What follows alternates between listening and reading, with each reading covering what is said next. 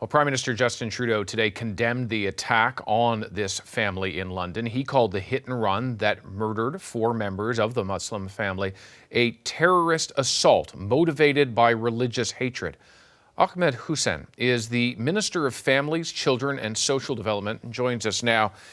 Minister, I think back to the first time you and I met a few years ago, and we were actually talking about racism. We were talking about anti-Muslim rhetoric and the consequences of that. Here we are again. Can I ask you quite simply, do you feel safe walking by a mosque, walking down the street on your own? Well, after the Quebec City mosque shootings, the Christchurch shootings, the incident outside the killing of a Muslim gentleman outside the the International Muslim Organization mosque in Toronto, and now this incident. Obviously, it crosses your mind. As someone who's a member of the community, I'm a father of 3 young boys. Whenever these kinds of incidents happen, the community does feel, is worried. And I've been speaking to members of the Muslim community in London, and they tell me that this is quite concerning. Imagine going for a walk with members of your family and being targeted because of your faith. It is, we have been clear from day one that Islamophobia is real and that hatred has consequences, and we must do everything that we can to take action against this hatred. But to take action before you solve the problem, you must recognize it, you must understand the issue, and you must not be afraid to name it. So while others debate whether Islamophobia exists, we will continue to take action, and we have taken action in the past. And this is something that is quite serious and needs the full attention of everyone, not just members of the Muslim Canadian community. Certainly, Minister, and I would ask you, in your role, sitting around the cabinet table, certainly there's not everything that can be solved at that cabinet table. The federal government can't be involved in some magic wand treatment to make fear and phobia and hate disappear. But what are the things concretely, on what timeline, that will happen, that need to happen, and that your government is supporting? Well, it includes things like, for example, putting forward significant investments over the years on anti-racism initiatives, fortifying and strengthening community and faith infrastructure, making sure that we commit to continuing the investments that we've made and continue to make to protect places of worship and community centers against threats to members of the community. So those are the kinds of things we are doing. Our security infrastructure program is really, really important in protecting community space, protecting places of worship, and making communities feel safer. For the first time, we named far-right hate groups in Canada as terrorist organizations. We've included groups like the Proud Boys. Minister, I just want to interrupt you for a moment, and I apologize for doing so, but what does it say to you that one of the solutions right now has to be hardening the facilities to make an attack on a community center or a mosque that much more difficult? What does it say to you that needs to be part of the solution now, as opposed to trying to be able to prevent hate in the first place? You're absolutely right. I mean, that's not the only response. Our response obviously has to also be coming together as Canadians when these things happen, or be, making sure that it's not just the Muslim community that is tackling this, that we all stand up when we see Islamophobia, when we see incidents of anti-Semitism, when we've seen recently incidents of anti-Asian Canadian racism and discrimination and violent acts, when we see anti-Indigenous racism and so on. Whenever one of us is targeted, we have to stand up for, and all of us have to stand up, condemn it, and take action to support each other. Education is a big piece of this. So that is why, as you say, it's not just about strengthening and doing the security infrastructure, which is really important, but it's also about education. It's also about raising awareness about the fact that hatred has consequences, that Islamophobia is real, that it exists, and the 9-year-old boy who is a member of the Afzal family who's in hospital. You can't tell that boy that Islamophobia does not exist, because he's seen his own family being targeted by this hatred and this bigotry, and we have to do everything that we can to fight it. I want to go back to this notion about what can be done. And I think about just the context in which we find ourselves once again, that you can't just legislate fear and hate away. If you could, some other government certainly would have done it before now, or one would hope they would have. What are the kinds of things that from your own past work need to happen to change the channel before we get to the point where someone would think to take a vehicle or a gun and go and target people because of their faith?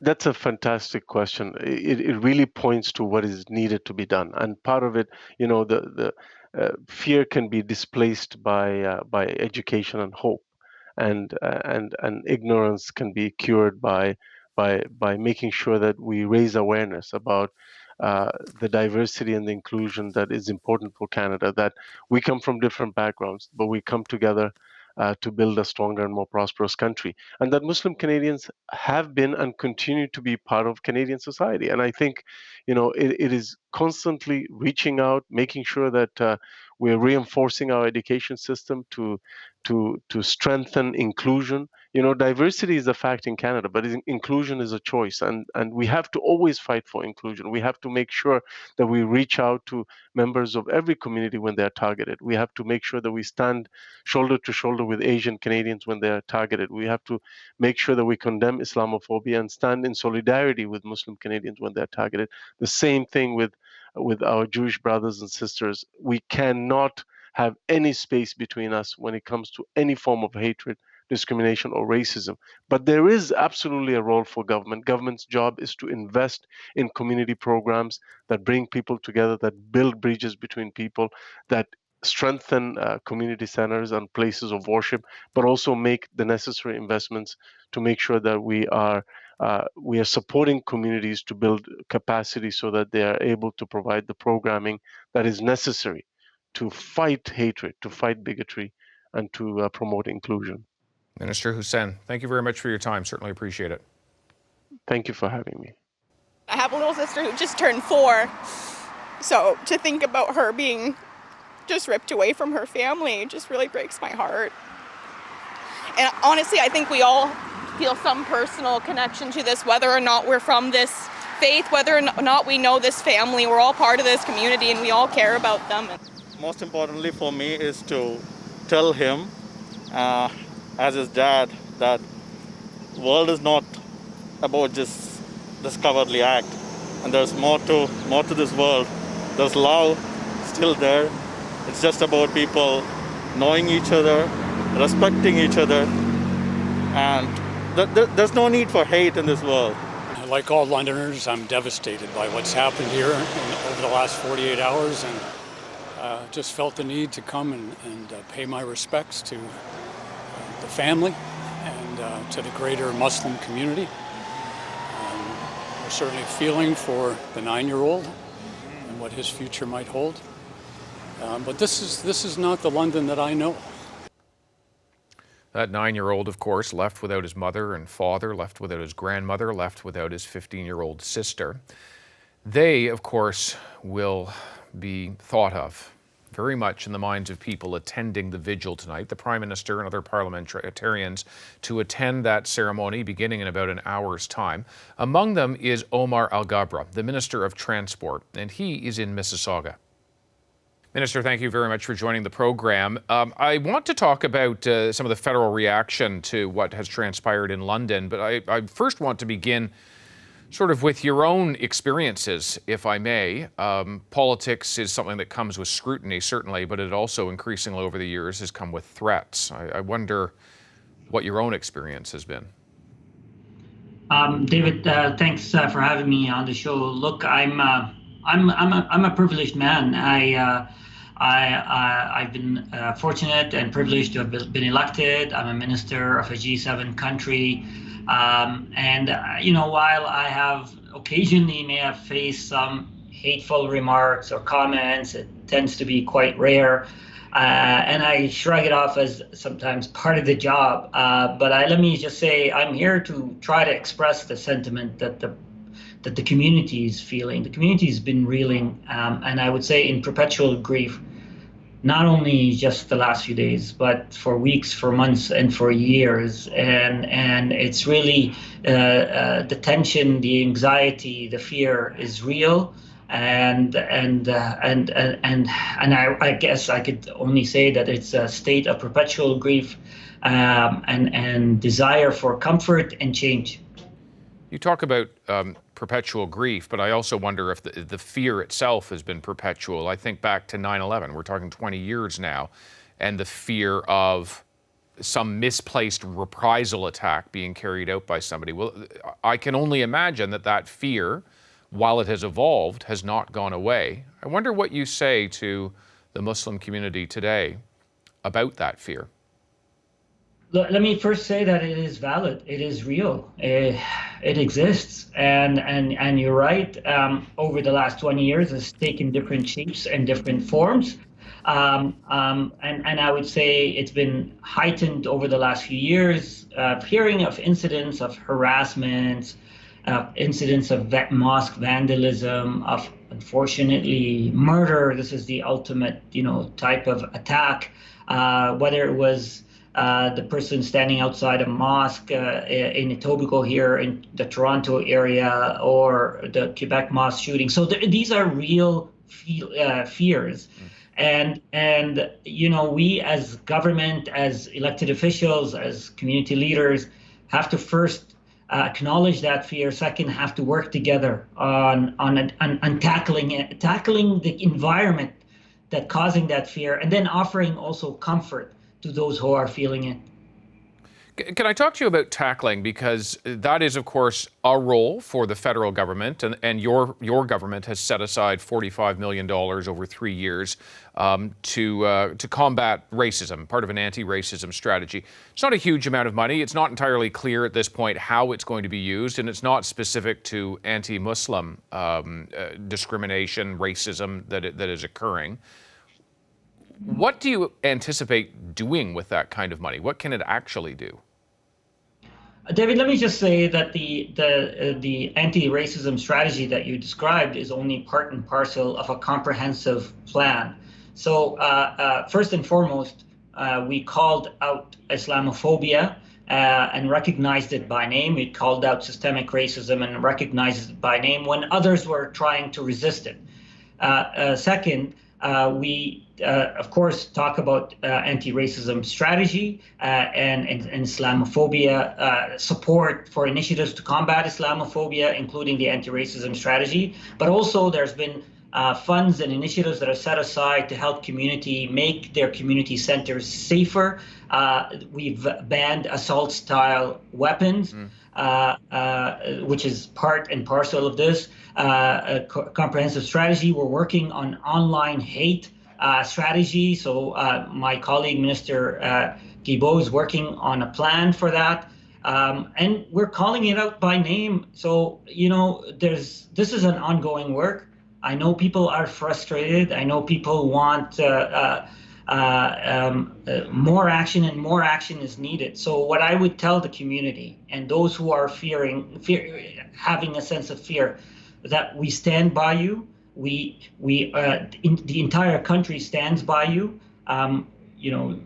People now need their faith, need their community, need their family, but the government of Canada stands by them, and this is a part of an ongoing effort to combat Islamophobia and all forms of hate. So, Minister, it is certainly an important symbol and action to stand beside people, but then there's the question of specific measures. I look at a call by the Green Party leader, Annamie Paul, today to have the government create a very specific anti-Islamophobia strategy, not something that is just looking broadly at hate, broadly at fears, but something that is specific to Islamophobia. Is that something that the government feels should happen? Yes, David. And let me also say that I forgot to mention is that we've also, for the first time ever, put far-right white supremacist organizations on the terrorist list. And that is also part and parcel of our effort to combat Islamophobia and hate promoters. But to your question, in fact, the House of Commons Committee a couple of years ago put together a study on how to combat Islamophobia, and that includes a strategy. And yes, the Anti-Racism Secretariat has within it a strategy to combat and fund initiatives and support efforts to combat Islamophobia. So yes, I absolutely agree that there needs to be a unique strategy to combating Islamophobia, and that work is ongoing as we speak, but I know and I acknowledge that more needs to be done. Can I ask you about the situation in Quebec? It was something the Prime Minister was asked about today, and specifically whether Quebec's Bill 21, he was asked whether that bill fosters hate, fosters discrimination, fosters fear. It is the bill, many will be familiar, that bans many civil servants from wearing any kind of religious symbols at work. Do you believe that bill fosters discrimination?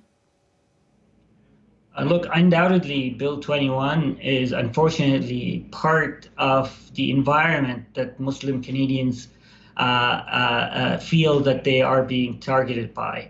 And it's state-sanctioned discrimination. So I, from the beginning, myself, and I know the Prime Minister has expressed opposition to this bill. I know right now there's a legal process going on to challenge the bill. But undoubtedly, and I would be lying to you if I didn't say that this is part of the sense that the Muslim community, particularly in Quebec, but frankly across the entire country, that feels it's feeding part of the fear that they're feeling today. Do you believe the federal government should be more involved in challenging that legally? Well, the federal government is, first and foremost, as I said, has expressed its criticism of this bill. But I think it's really important, as we are in a federation, that we let the legal process take its place. But we have to work with our partners. We have to ensure that rights are protected and that we always, at minimum, speak out. Second, make sure that we have protections in place for minorities wherever they are in Canada. That is part of our Charter of Rights and Freedoms. Minister Alghabra, thank you very much for your time and, of course, our thoughts to your broader community tonight. Thank you, David. Hi, I'm Vashi Capellos, host of Power in Politics. See more of our show by subscribing to the CBC News channel or click the link for another video.